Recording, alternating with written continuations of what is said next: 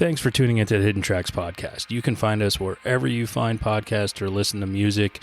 When you have an opportunity, please give us a 5-star review, write a little note, tell us how we're doing. We really appreciate it. It helps us keep this thing going. If you want to reach out to us, you can find us at Facebook at Hidden Tracks.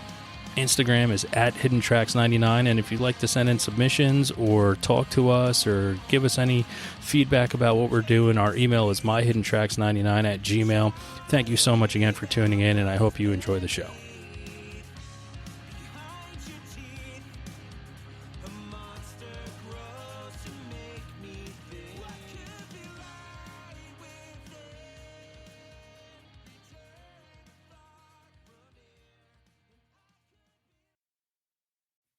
What's up, everybody? We're here again this week. I have Tanner Jones from the amazing new band COUPLET. Had the opportunity to see him perform. Walked up to him, told him I wanted to talk to him. He was also in a band that I loved dearly that's no longer around. You Blew It. But today we're going to focus in on COUPLET and the new stuff that is just blowing my mind. So welcome to the show, Tanner. Thank you very much. What an intro. It's the only one I got. But again, thanks for coming on, man, and thanks for doing what you do. Really love COUPLET. Loved watching you perform. That's always one of those things that you can hear something, and listening to the LP that came out, now EP that just recently came out as well. But getting able to hear something like that, I'm like, wow, I like this. And then getting to see it performed live is a whole another thing, especially in the world we're living in today, where things are kind of still touch and go when it comes to performances. But it was totally awesome to see that, and I am so glad you're back to making music. Thank you. That means a lot. I don't mean to be an Eeyore type here, but I didn't feel like most people were missing my presence in the music scene. I just kind of did it because I thought that it's something that would make me happy, something I wanted to do. But to hear you say that means a lot to me. Well, and this is one of the things that I have trouble with a lot, is when watching someone perform. And listen, I was guilty of it in my younger years, and now that I'm older, I've realized the difference of what, hey man, good set means to how it really affected you and how important it was to see something like that. So I try to make a point and try to tell people, like, yeah, if you really enjoyed something, instead of saying to the guy when he's at his merch table or whatever, hey man, great set. No, just tell him exactly how you feel. That was awesome. It would, I can't believe how great that was. Like, fully passionately, if you're going to say something, give them the truth and tell them what it really means, because that really, it hurts me to hear you say that you didn't think you were missed. That hurts me. I'm sorry. I don't mean to be. Yeah, like I said, I don't mean to be an Eeyore, but I mean, God, I gotta say, like, even just the great sets every once in a while, those mean a lot too. I mean, a quick great set means a lot to me. Well, good. See, so you guys can do that for Tanner. Just make sure you do it. And that's the thing. Don't be afraid to say it. Don't be afraid to walk up and say it. But yeah, I'm guilty of that. I think I see artists sometimes and I go, I think they know that they put on a good show. Maybe I shouldn't say anything. Maybe I didn't bother them. But then it feels good. It feels good every single time. Well, a lot of times when you talk to somebody, it's like, what am I going to say that they haven't heard before? What have I, like, when you overthink it, that's when, things go awry. Oh yeah. You're talking to the right guy here. So how did, being away from music for a little while, how did COUPLET just, come together for you? So I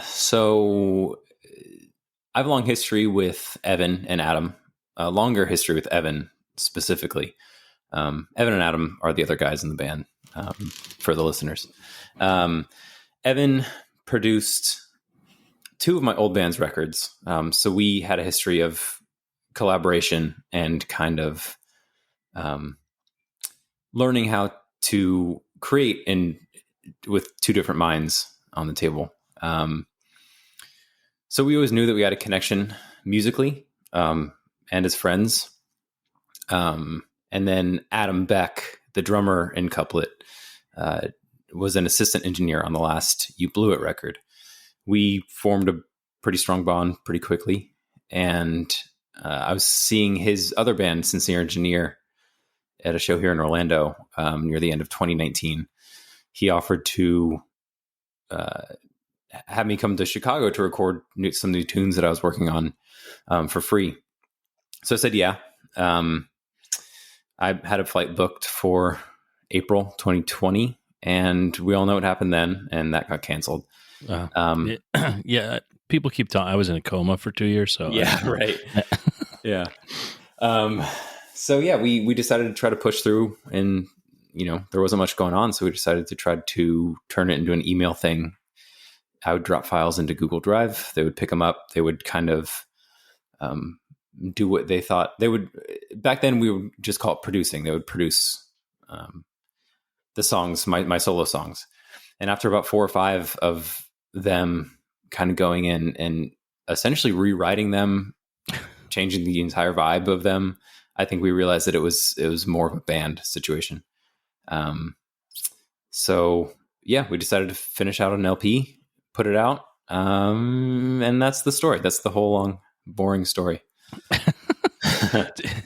Well, I mean, figuring out things to do back then too is nowadays it's kind of commonplace. This is the way we've kind of moved to sending music out, getting things produced.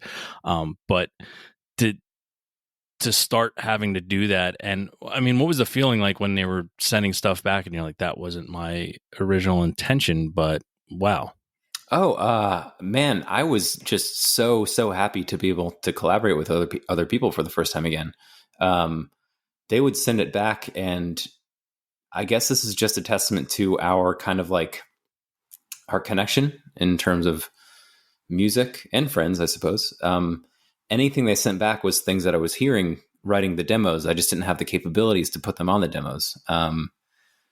So whenever I got them back, I was like, I can't believe you picked that up, what I was putting down. I would send them like either one guitar or one keyboard demos with maybe a drum machine underneath, just simple 2s and 4s, do that. And then they would take it and turn it into this beautiful composition that you hear on the record. I think if we didn't have such a strong musical connection, I think I might have been a little angrier, but anything they put into the machine was something that I had there in my head already. I think it was just truly like magic. That's awesome, because it is one of those things, and music brings a different connection to people than what friendship does. I believe. I believe they're two separate things, but sometimes they could be one and the same. There's a lot of bonds and friendships formed from music, so there's always that, and there's always that possible. Friends and music don't always get along. You don't always all have the same taste. So the fact that they were giving you something back that was like, damn, that's exactly what I wanted. Yeah, truly remarkable. Awesome. Especially coming from my old band, You Blew It. We were all very, very good friends, like very close with each other. We're still very close with each other, but we kind of had to call it quits to salvage the friendships because our musical bonds, you're in a band with someone for your formative years. You're all going to grow into your own people, turn into different people. And we kind of did in terms of creativity. So to preserve that friendship, we kind of had to cut out the more toxic music and creative relationships we had with each other.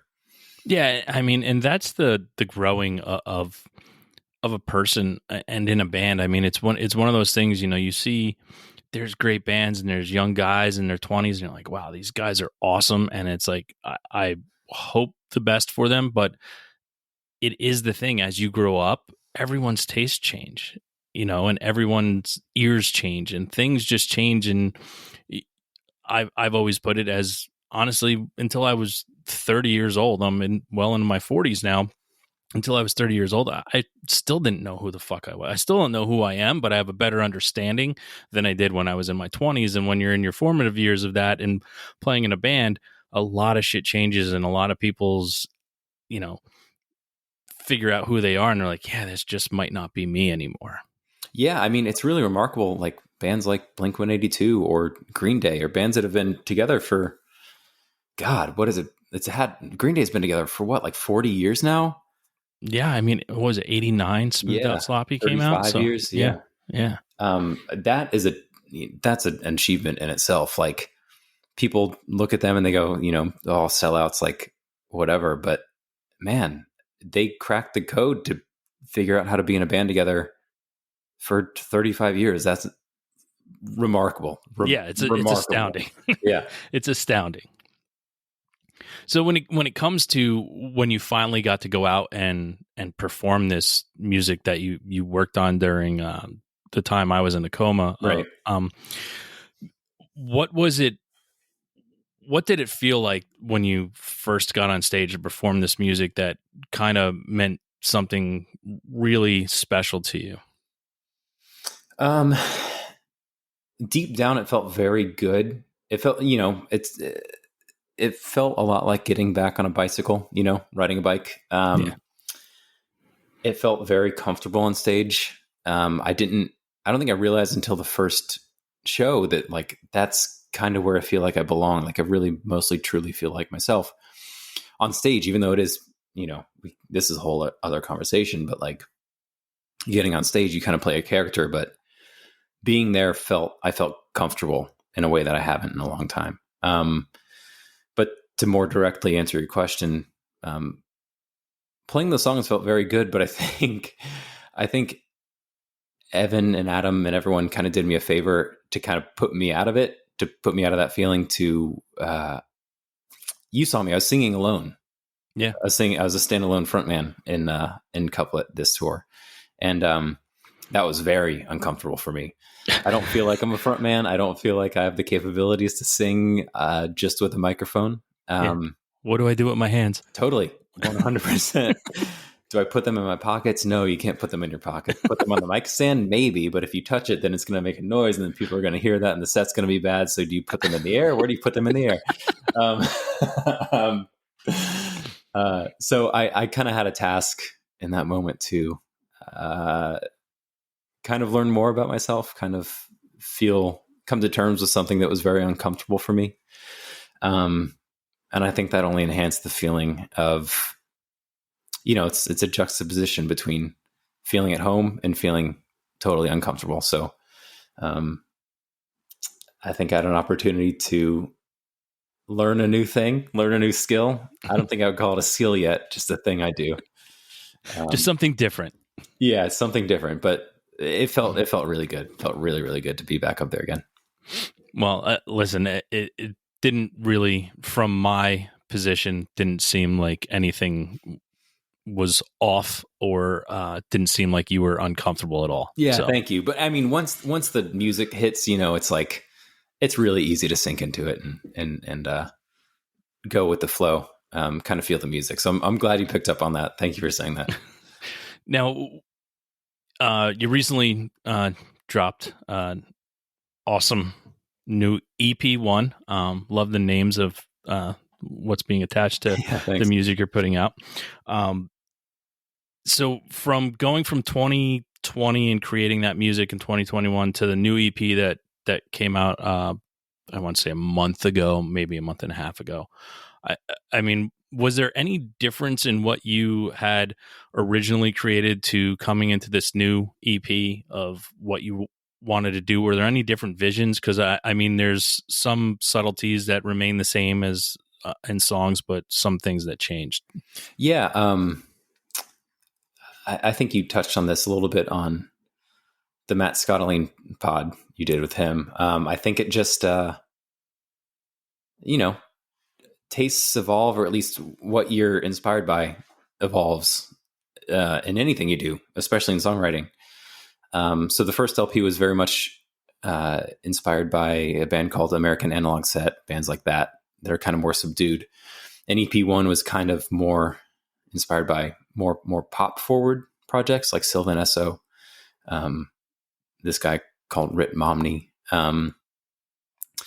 And further, the songs we wrote for the EP were rather written live. Over the pandemic, we started a Patreon with the Storm Chasers record label. It's the label that Couplet is on with, along with Intuit Over It and a couple other projects. We would stream myself writing the demos live, and then I'd send it to Evan and Adam, and they would stream themselves interpreting the demo live. So I think that played a lot into it. Just kind of following instinct, learning to trust ourselves. And I think you can kind of hear that. It's kind of like, it's as improvisational as a planned recording can get, I think. And I mean, that's something completely different too. I mean, everything's always evolving and changing, and to record something, doing a demo live and then having someone else interpret it. I mean, that's a pretty fucking righteous way to come up with music and to do things differently. And that's where I think, we live in this world now where technology is great, but it's also fucking horrible. But these new ways to do things and come up with things, I mean, especially with music, is just, I mean, that's amazing to be able to do something like that, to put something together and have different interpretations and it come out the way it does. Yeah. Thanks for saying that. I mean, not to turn this into a philosophical podcast, but it's tough to parse, right? It's like, man, every bad feeling I have, I feel like I can trace to the internet. But I mean, I had this incredible experience going on tour for the first time in 5 years because of the internet. Yeah, good with the bad, Yeah, and I mean, that's the tough part, to separate things and to actually figure out what is actually bad and what right isn't. I mean, that's the kind of stuff too that's really hard to figure out. I mean, and I think no matter what, till the day I die, I mean, I'm not gonna understand majority of it. So yeah. I always do the whatever and move on. Right. Yeah. I mean, that's kind of the beauty of it though. Like, you stumble upon the things you realize you don't understand, and you thank the fates for putting it in front of you, turning it into a moment, and you go, that was nice, and you move on. Yeah. And I mean, especially with it now, I mean, you and I are talking, 1,000 miles away from each other. And I mean, I had to make that pivot for the show, starting in front of people and being with people, to now, did I ever think I'd be talking to someone in New Zealand and having them on the show? I never thought that would happen, because I was like, when am I going to be in New Zealand to sit down and talk with them? Yeah. Wow. I guess I never really thought about that. It's that's such a normal thing now, hearing podcasts done over Zoom, or in this case, Zencaster. Man, you started out doing this face to face. Yeah. Wow. And it's just one of those things that it's just like, all right, we have to figure this out. And I mean, before my first episode that was going to be on the line, as I say, it was sheer panic. Is this going to work? How is this going to work? I haven't done this yet. I don't know what it's going to be like. And literally an hour before, I mean, I got to say, it was probably one of the most scared moments I've been in. Listen, I've been overseas while I was in the military, and this was scarier because I had no control. Is the internet going to go out? Is it like there was nothing? And after I got through that first 4 minutes of seeing it work, I was like, all right, I can do this. Yeah, but nice. It's scary. Yeah, I'm sorry, I don't mean to derail, but did you start out with, I'm interested in this because we kind of do this, we record a podcast on the Patreon about writing the songs, and we use Riverside FM. Did you start out with Zencastr, or did you start out with I started with Zencastr, and no way, cool. Yeah, and the reason why I did, and the reason why I stuck by it, I think it's because that first show went off fine. Now, have I had a couple issues here and there?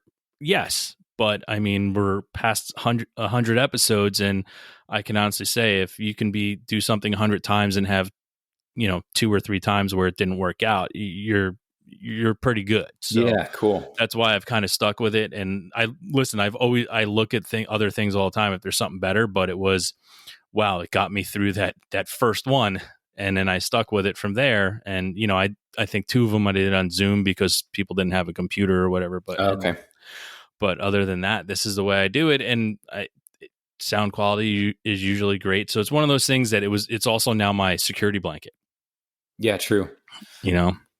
For the listeners, I don't know if you've talked about this on past pods, but Zencaster and Riverside FM are recording softwares that make the audio sound real nice for people talking, for example, in New Zealand and New Jersey. Yeah. Yeah. And I mean, that's what, and again, through all the crap that we all went through and through the good and the bad that happened, I mean, it actually brought me to an area where I could talk to some people who I adored through my life, that were in bands that were a huge part of me, that, Sweden, Norway, and I got to reach out to them and talk to them and then be on the show. And I'm like, this never would have happened if, what did happen to the world, which wasn't a great thing for people. But if that didn't happen, I wouldn't have that opportunity because I'd still just be trying to search out sitting in front of people. Yeah. I mean, I feel like some bands out there have kind of used the pandemic as a bargaining chip for marketing their new LP, but which I refuse to do. But it's hard to say it's a good thing for anything, because of what's happened from it. But if it can, I guess it's kind of like how this conversation got started. The internet. It's, there are some bad things about it and there are some good things about it. And this, I think, is, at least from my perspective, one of those good things. Yes, it is definitely one of those good things for me. I just being able to talk to someone that I, admire is 1,000 miles away is good enough for me to call it a good thing. Yeah. Until you call me a cocksucker later and then hang up on me. But until we get to that point, everything's good right now. No, we'll be fine.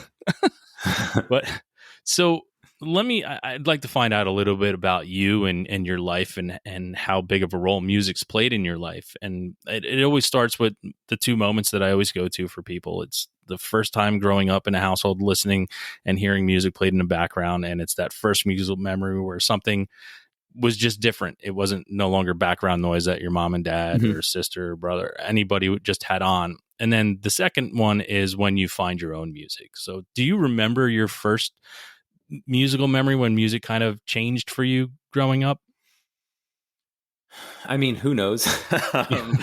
Who knows if this is like a made up memory or something that I kind of thought of and then reinforced through false memories for the past 32 years. But I feel like I remember my first time really tuning into a song and going, I like this a lot, for how this sounds, is God, what is it? One Headlight by Wallflowers. Wallflowers. Yeah. Jacob Dylan. Yeah. Amen.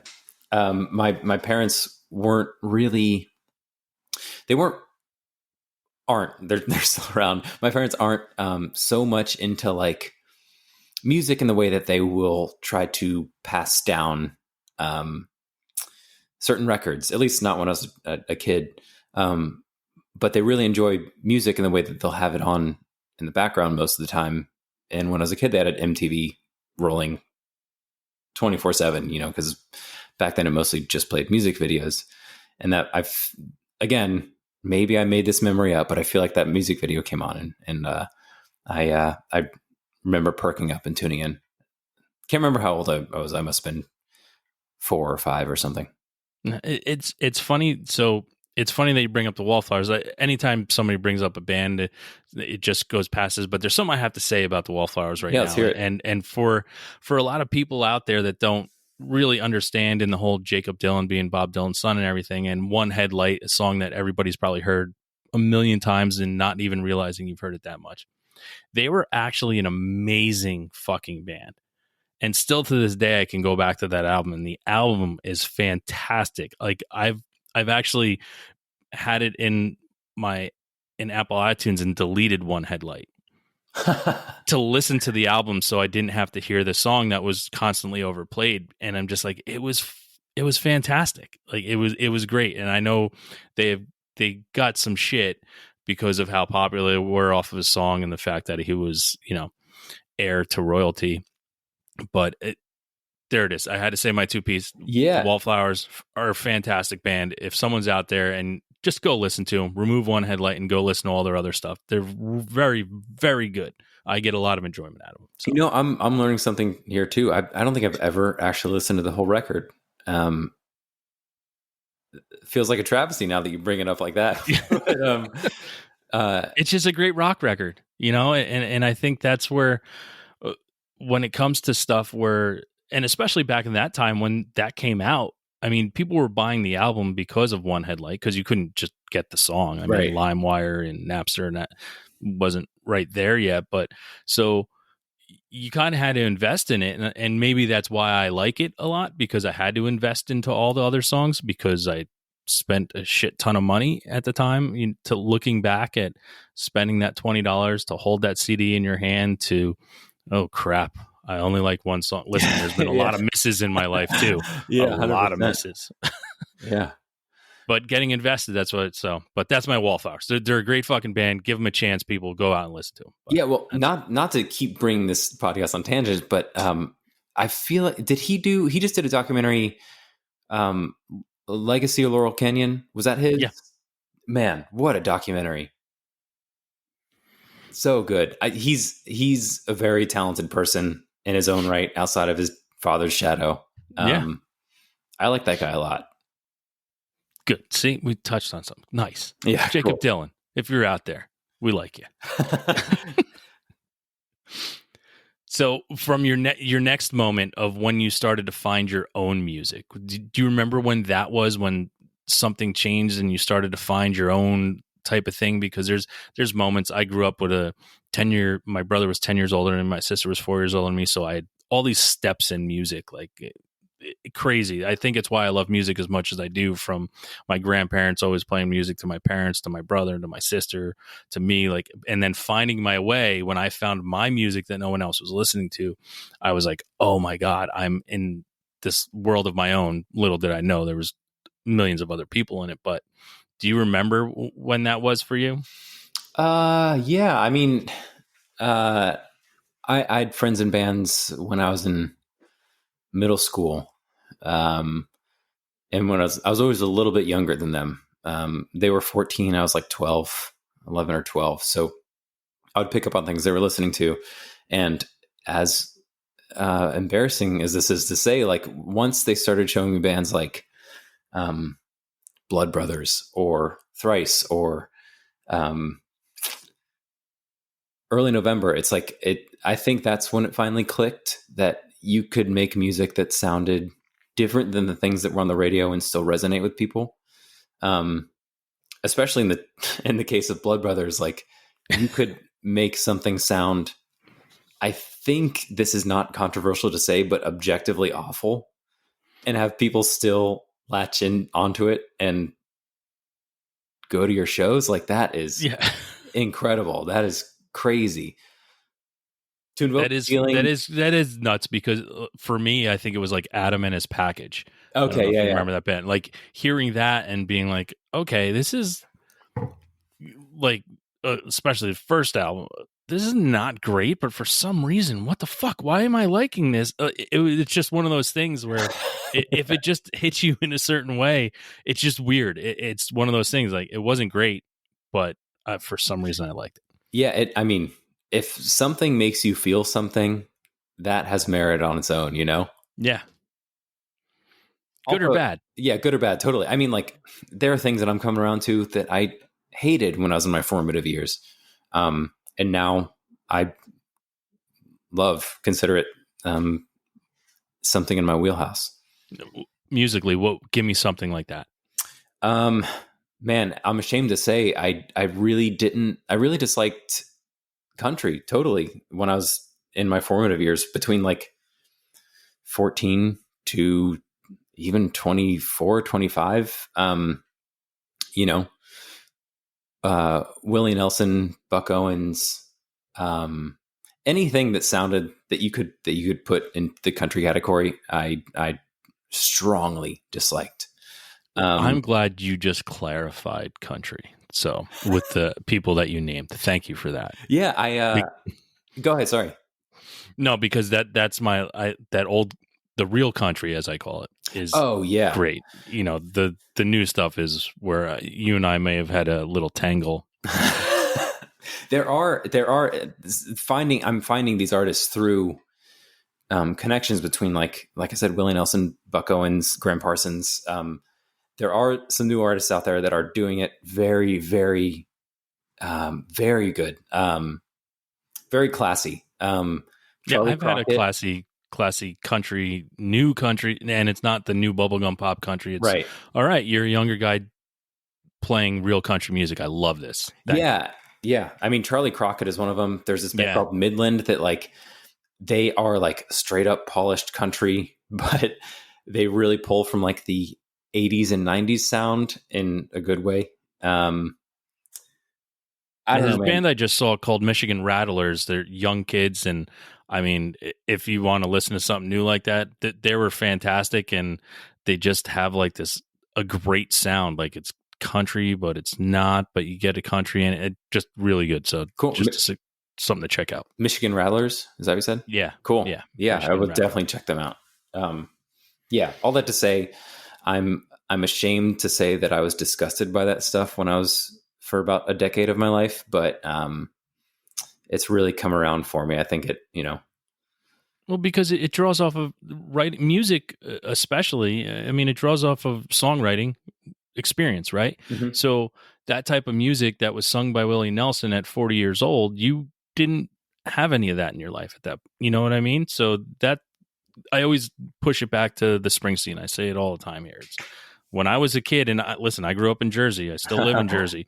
When you're born, they hand you a Springsteen CD. It's Springsteen and Jovi. Here you go. Like this is who you're going to be the rest of your life. And I fought so hard against it, and I just didn't like it.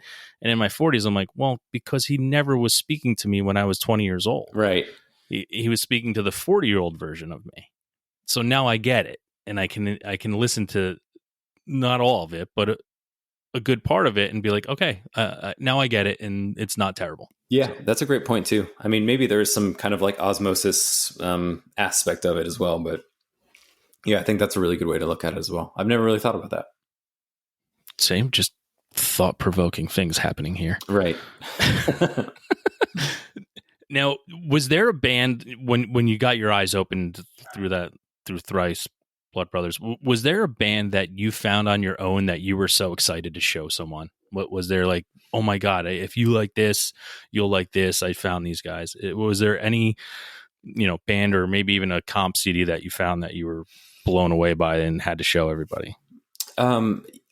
Yeah, a lot. I mean, a lot of times in my life, like that feeling of getting excited by something and showing to someone and having them go, yeah, it's okay. But the very first thing that comes to mind is this artist called, and I still to this day don't fully understand how to pronounce his name. I think it's Sondre Lerche. Sondre Lerche. I think it's Sondre Lerche. He's a Norwegian songwriter. And when I was a kid, I used to let Yahoo Music just play through as I was doing homework or whatever. And one of his music videos popped up, and I felt like I just discovered gold. Like it really connected with me. It was this guy with this funny name that I didn't think anyone else I knew had ever heard of, playing stuff like kind of Elvis Costello-y. I was so excited to show that to someone else. I think that might be my first memory of something that like I discovered on my own, because I was kind of spoon-fed bands from my older friends, my parents to a degree, things like that. But Sondre Lerche was, I think, the first thing that I discovered on my own that I was really, really excited about. Nice. Now, when did you start to play music? For a lot of us, we were forced into piano lessons at a young age and gave it up and always wish we could go back. But how did music start to become a part of your life and playing instruments? My my parents, God bless them, I I went to them. I said, I really would like to play an instrument. And they said, well, you're going to have to work to make the money to buy that instrument. So get to it. I'd mowed lawns, did things like that to buy my first bass guitar. I'm sad to say that wasn't satisfying enough for me. I knew these guys in middle school that kind of needed a bass player in their band. So I worked over the summer to buy this little Silvertone bass guitar, bass amp gig bag pack to play with them. Mm-hmm. It didn't really work out. I was playing, I think, more than they were. And playing a bass guitar alone in my room to these records wasn't really satisfactory to me. So I worked some more. I bought a guitar, and I think that's when it really clicked. It wasn't, I never really took lessons, but it was something that I was always really engaged by reading tabs and playing fucking like Goldfinger songs and Green Day songs and stuff like that. So I suppose you could say I'm self-taught, but I think I just followed what engaged me, and that was just power chords to pop punk bands. I don't know if that's sacrilege to call Green Day and Goldfinger pop punk, but it's poppy punk. No, yeah, I mean, I would definitely categorize them, and the word pop to me, and it's I've put it out a million times. The word pop to me, just the definition of it, just means accessible. I agree.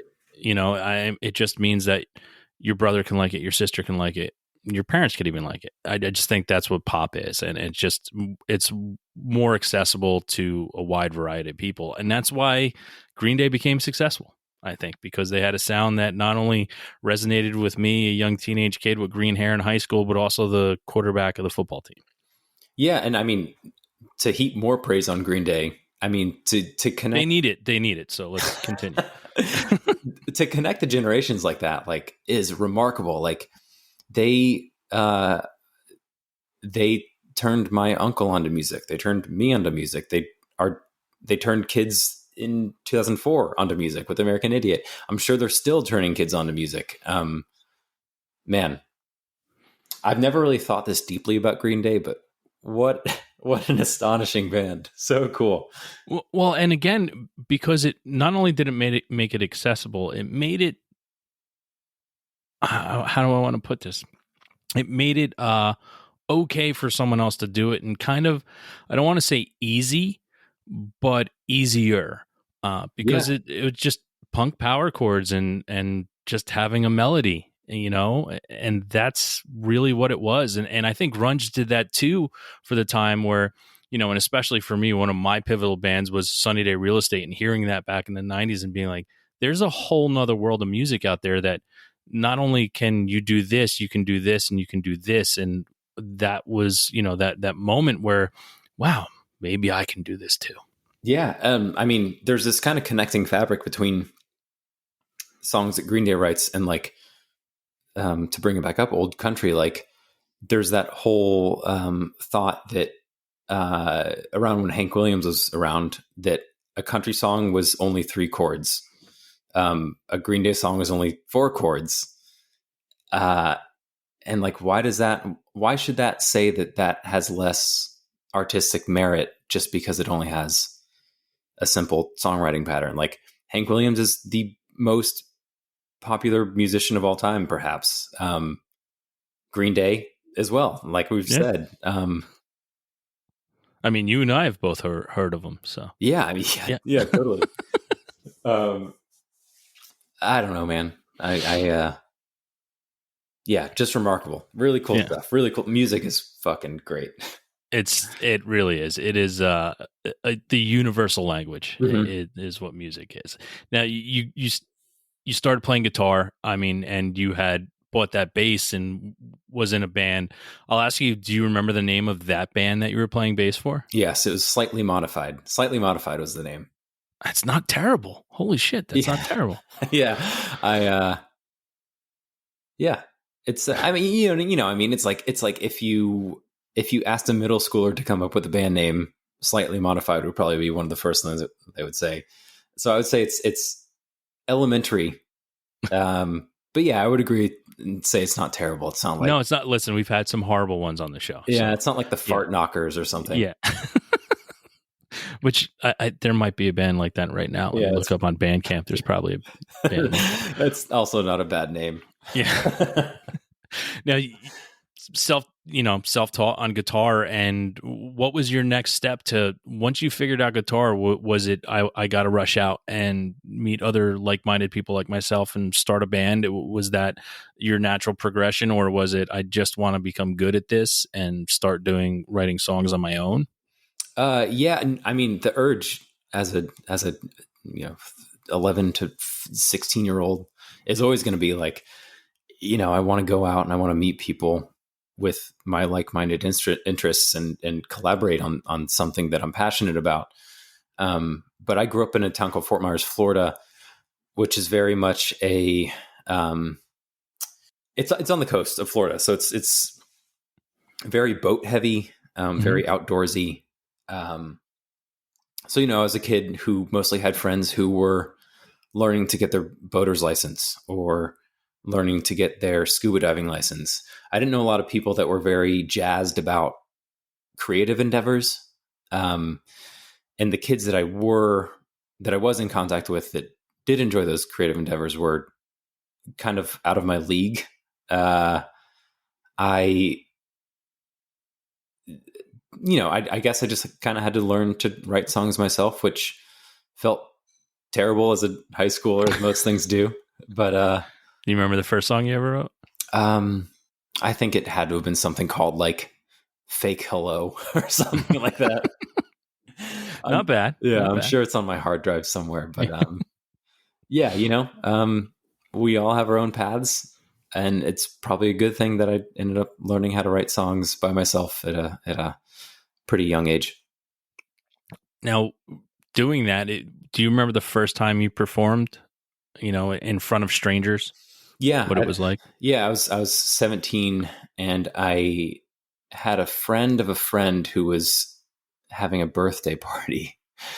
And I can't exactly remember how it came about, but I think that I begged them to let me play covers, like Early November covers and Census Fail covers at their birthday party.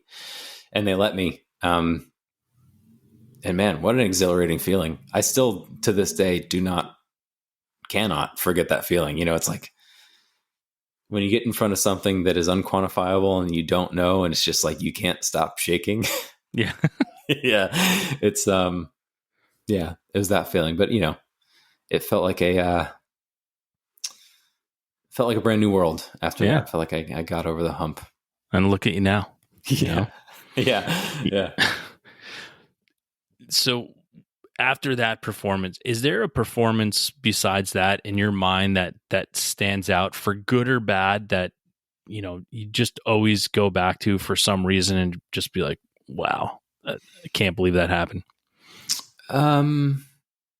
Yeah, there are a lot, on both sides, mostly the bad side, but, there are shows that we played, in colleges. I say I mean, You Blew It, played on college campuses to literally three people, without a PA, or the mic is hanging from a ceiling. And not in the magical way, not in a way that like feels like someone dropped it down, it slowly rolled. Yeah. Right. Yeah. And like you put it to your lips and it shocks the hell out of you. Yeah. Like, this one just wrapped around a 2x4. Yeah. Yeah. And it's 2 a.m. Yeah. It's a lot of those, quite a few of those. But, for every 10 of those shows, there was always one that was like, felt incredible. Like the first one that comes to mind is Fest 12 or 13. It was like the first time that we had spent a summer or two touring like crazy as much as we could.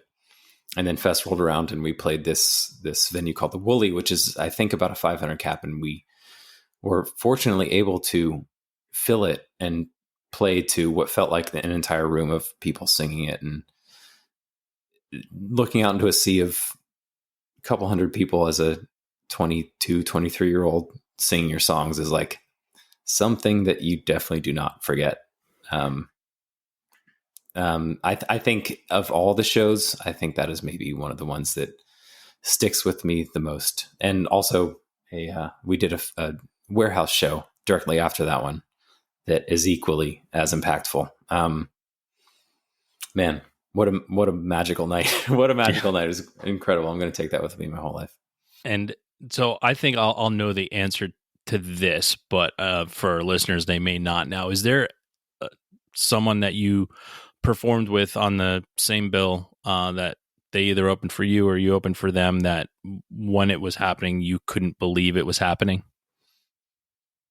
Yes. But maybe not in a good way, at least from my perspective. We were on tour with a band called the Front Bottoms in 2015 or 2014, somewhere around there. And we were playing somewhere in Pennsylvania, I believe, Pennsylvania or New York. And I think it was on a college campus, and they were pretty adamant about us having an opener.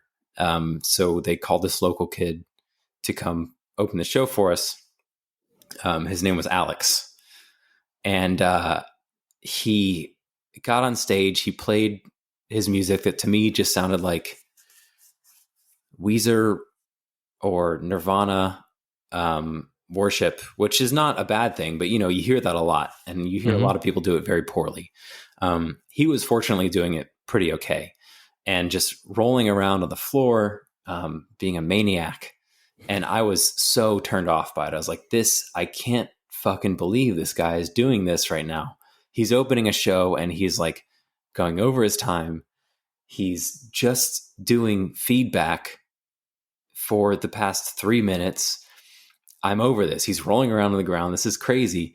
And our bassist at the time was like enamored by it, buying his cassettes, buying his vinyl, whatever he had, shirts. I don't think he had vinyl at the time, just shirts and whatever. That guy turned out to be Alex G. And those antics still exist today. He's obviously killing it.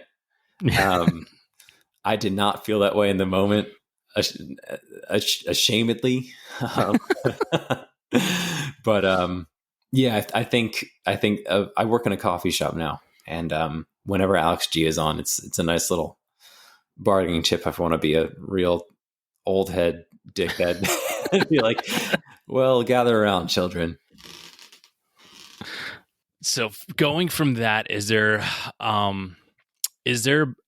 band that you were on the same bill with that you never thought you would be there performing with them?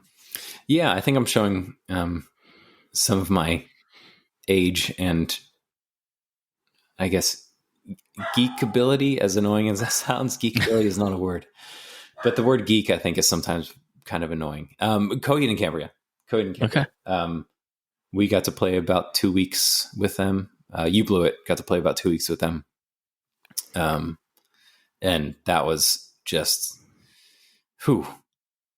incredible. Next to Zeppelin, they're one of the best bands to write songs about, dragons and space. 100%. That band is transcendent. Like, in what remarkable musicians, showmen.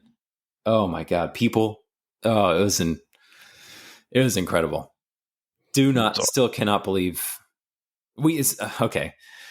Sorry to turn this into a long story like everything else, but we got an email on April Fool's Day from an email that was like Blaze at Epitaph Records or something. Blaze at like Pinnacle Management or whatever it's called. And on April Fool's Day, this email comes in and says, would you like to tour with Coheed and Cambria? Please get back to me by the end of today. And we're like, no way. Like, Blaze. Guys, Blaze is asking us if we want to play with Coheed. We wake up the next morning and he's like, hey, so what do you think? And we're like, what? And turns out it was actually their manager, Blaze something or other, actually reaching out of us filling in on their B Market tour. that has to be how do you respond to that? Like, it's April Fool's Day, and if I ever got an email from Blaze, I mean, the first thing I would do is just start Googling every single person in the world named Blaze. I mean, Yeah, Blaze should have known. yeah. He should have known it would have been a little suspect on April Fool's. Fucking Blaze. That's awesome. I love that. So from Coheed and Cambria to moving forward now to where you are in Couplet, and all those amazing times you got to play with people, and all those unamazing times that you got to watch people writhe around on the ground. What are you most looking forward to now with Couplet? What's something or where you're going to play that you're really looking forward to now? I really hope there are going to be more than a couple more Couplet shows. I mean, we're actively looking for opportunities to play, to tour again. I'm truthfully really just excited to just be back out there and doing it. It is something that I miss terribly. And getting to do it with people that I think where we're at, getting to do it with people that are at a similar point in our creative lives together. I want to choose my words carefully, because I don't want it to seem like my life in You Blue was like miserable. I just think that we had creative differences, but to be able to do it with people that I think we have, strong musical chemistry is like, that's the end all be all for me. Anything that happens after that, I'm excited about, of course, but just to be able to work with these guys day in and day out, writing music that we enjoy together is that's the prize, man. That's awesome. And listen, you're not throwing dirt on something that's old, but people are allowed to change, and people are allowed to move on and think differently, and no one should be ever looked badly upon for having a difference with someone. And I think that's where we are in today's world, is that if someone thinks differently than someone else or has a different opinion, you're automatically enemies instead of talking about something. Like it's the end all be all now is you either have to do this or you have to do this, and there's no middle. So people need. Yeah, I mean there is some sense of like I don't know, micro assimilation to other people, but yeah, I don't know. It's like I said, just really, really happy to be out there doing it again. Yeah. Now, if someone had never heard Couplet and they asked you to play them one of your songs, what song would you play for them? I think my favorite song, which is called "Sold Our Shirts," I think it kind of gets the Couplet vibe across.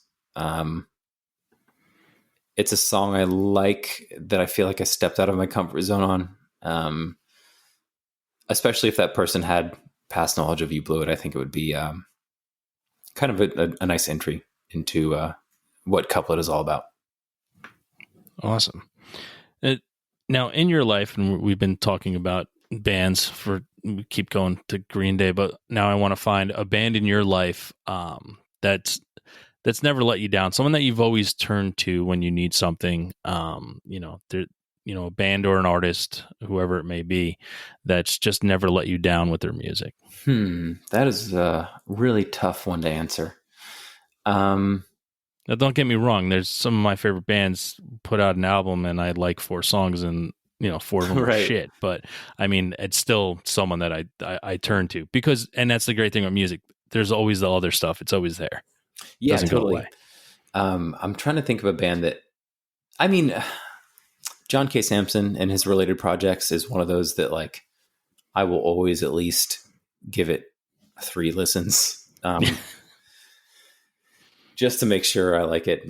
Luckily, I've liked every single thing so far. I mean, Graham Parsons is always there, but that's kind of I feel like that's a cop out answer, because he only had 7 years of productivity before he passed on. Yeah, rest his soul. Yeah, I don't know. I think John K. Sampson is an answer that I'm pretty confident with.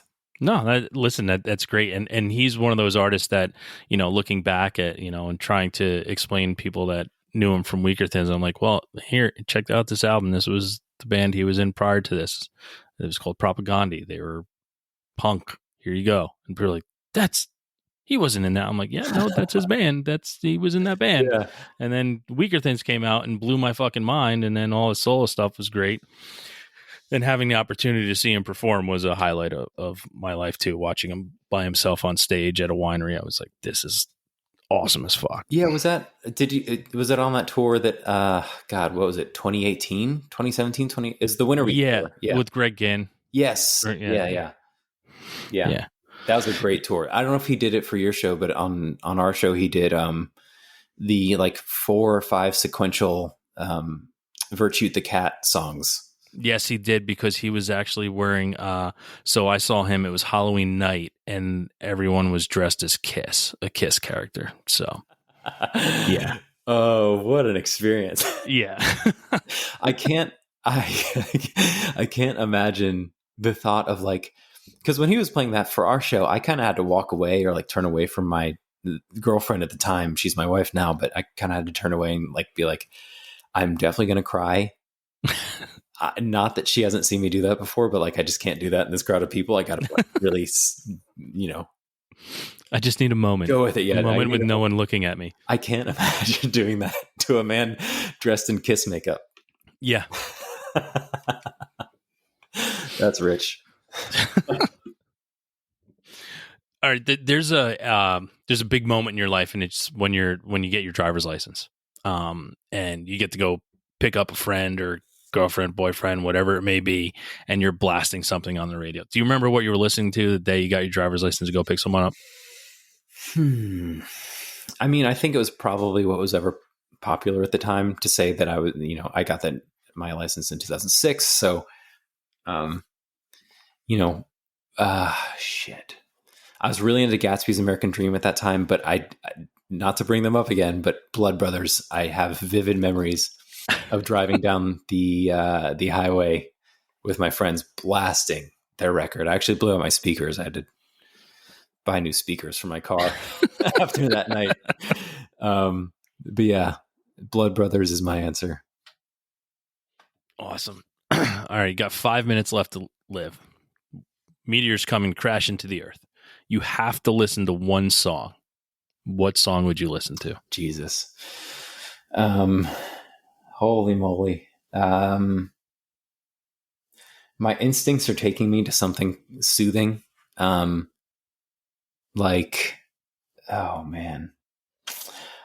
Honestly, I think I would spend too much time like I am now trying to think of trying to find it. Yeah. I think there's this radio station in town here, 89.9, that some friends and I have this practice where we have them always on our FM station in our cars. It's a jazz station. They play old, new jazz alike, and anytime you get in your car, you boot it up and this radio station comes on, and it's always the most soothing sounds. Anything that's going on outside of the car just washes away, and you kind of just go, okay, this is nice. I'll just think of this while I'm in my car. I think my first instinct, if over the airwaves, someone's like 5 minutes to live, 5 minutes to live, I would turn on that music, that station. If you want an actual answer, I think I could say, hold on, let's see. You don't have to search for something cool now. I'm just searching jazz. Bill Evans. I think it'd be a Bill Evans song. All right. Theme for MASH. That's a soothing. That's a very soothing track. Awesome. So listen, I don't want to keep you very long. This is a great conversation, and I hope we will be able to continue it at another time. But this is, we're coming in on an hour here. So, first and foremost, I want to thank you for giving me your time today. This has been awesome. But now I'd like to give you an opportunity now to tell everyone out there how to find everything, what it is you're doing, how to find all the couplet stuff, and, how to listen to everything, and how to buy your merch, because people, you need to buy merch if you want these bands to continue to make music, because it costs money to make music. So please. Yeah, it does help a lot. Yeah. I mean, we're pretty normal in the way, we're not like Fugazi, and we're not like a modern Fugazi. We kind of assimilate with everyone else. We are available on Spotify, Twitter at Coupletists, Instagram at Coupletists. You can buy merch through Storm Chasers Limited. I'm not sure what the actual URL for Storm Chasers is, but if you Google Storm Chasers Limited and probably throw like couplet at the end of it, something should pop up pretty soon. We're streaming pretty much anywhere anyone else is. Bandcamp is a big one. Couplet at bandcamp.com or couplet.bandcamp.com. We're not hard to find. Awesome.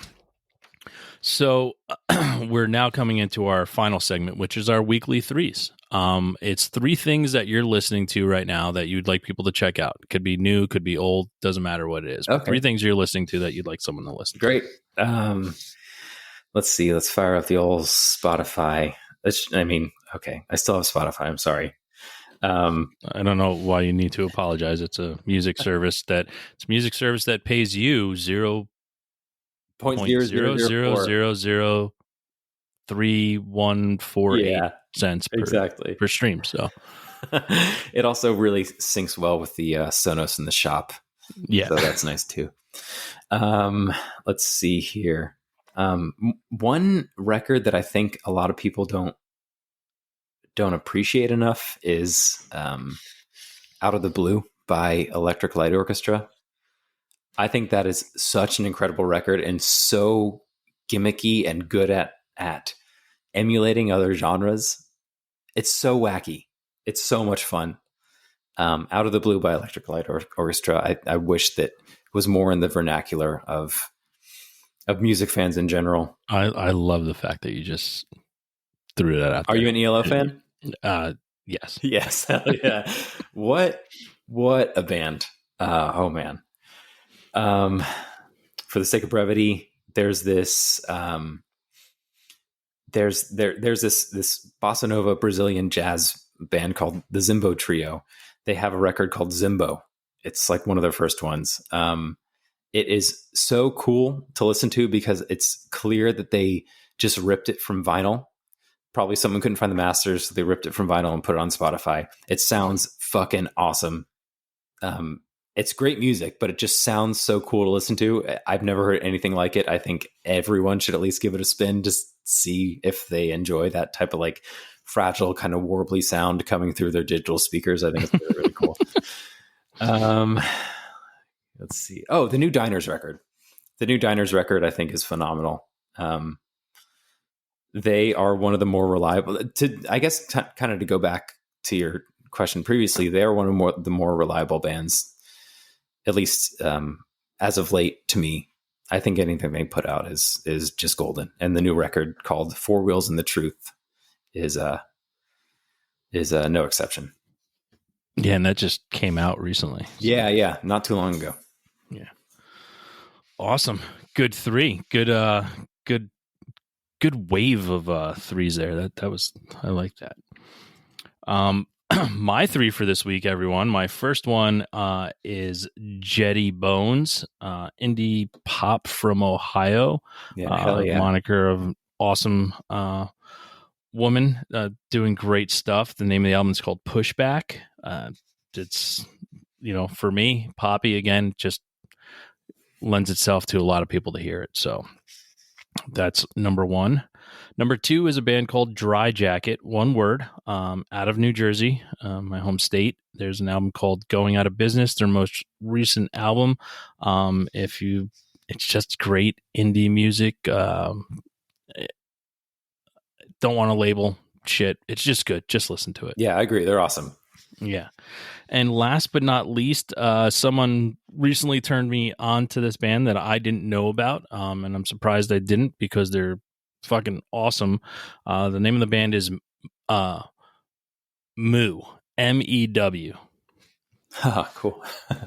They're space pop from Denmark. That's what they're labeled themselves at. And the album is just the plus and minus sign.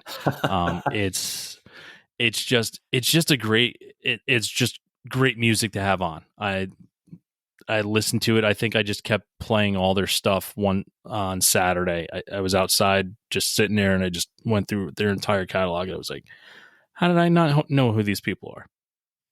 But now I do, and now you do too. So check them out. MEW. The name of the album is not a name. It's just a plus and a minus sign. So check it out. Sick.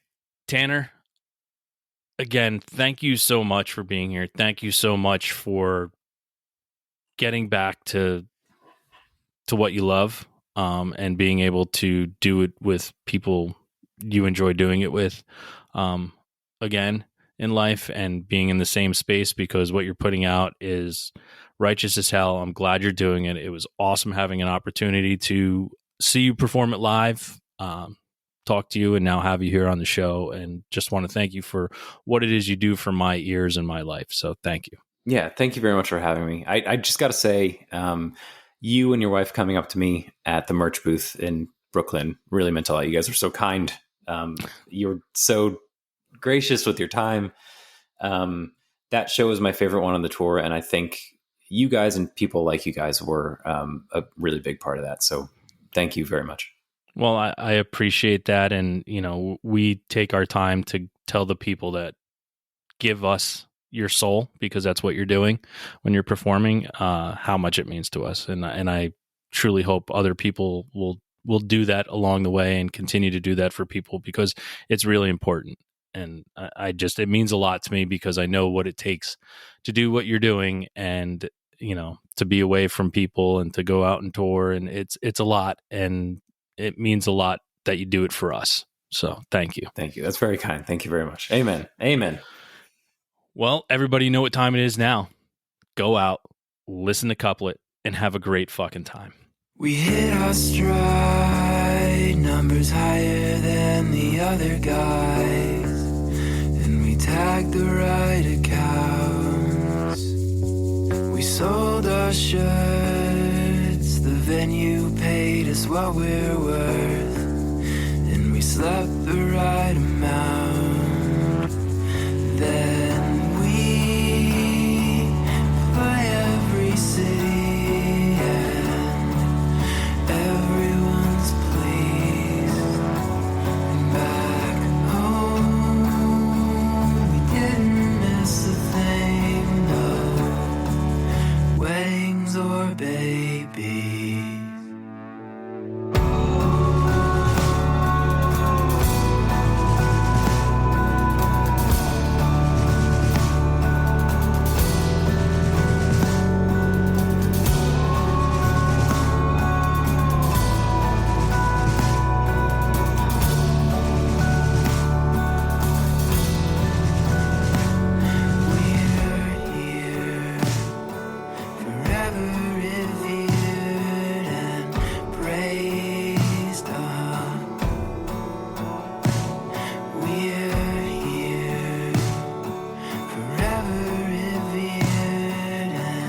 Praise